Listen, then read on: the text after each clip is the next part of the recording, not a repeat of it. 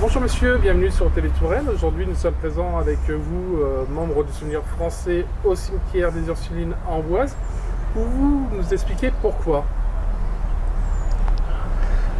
Aujourd'hui nous avons procédé au dépôt de petits pots de chrysanthèmes comme nous le faisons tous les ans à l'approche du 1er novembre.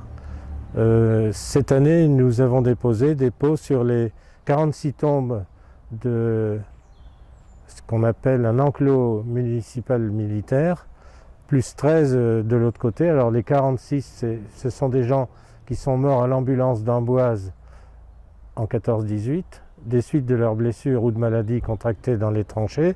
Et de l'autre côté, ce sont des résistants ou des combattants de la Seconde Guerre. Donc l'enclos municipal militaire d'Amboise rassemble des combattants des deux conflits. Et tous les ans, on dépose des petits pots de chrysanthèmes qui ont une valeur surtout symbolique pour montrer à tout le monde qu'on n'oublie pas les gens qui sont morts pour défendre nos libertés. Bonjour monsieur Lebray, vous êtes le président du Souvenir français. Pouvez-vous nous expliquer comment sont financés ces types d'actions? Alors ce type d'action est financé par les quêtes que l'on fait. Donc on commence la quête demain après-midi, on va avoir 5 jours de quête, 5-6 jours de quête à l'entrée du cimetière, qui permet en fait de financer toutes les actions que le Souvenir français fait sur Amboise et sur la communauté de communes toute l'année, tout au long de l'année. Et quelles sont ces actions?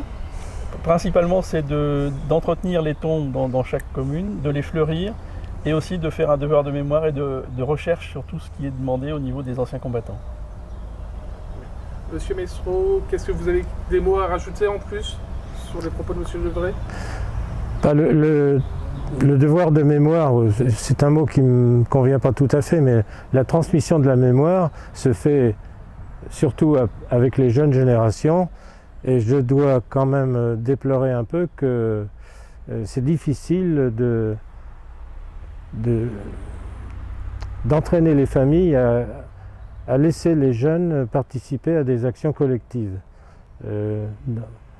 Nous avons des contacts avec des enseignements secondaires d'Amboise, le lycée Chaptal, le collège Malraux et des écoles dans le canton d'Amboise, mais j'ai l'impression, je dois le dire peut-être un peu brutalement, que ce sont surtout les parents qui sont réticents, alors que les enfants, quand on peut les approcher et leur expliquer un certain nombre de choses vécues de la Première Guerre ou même de la Seconde, sont tout à fait intéressés et réceptifs à ce qu'on peut leur apprendre sur les événements concernant leurs aïeux à eux et à nous. Très bien, je vous remercie et à très bientôt sur Télé Touraine.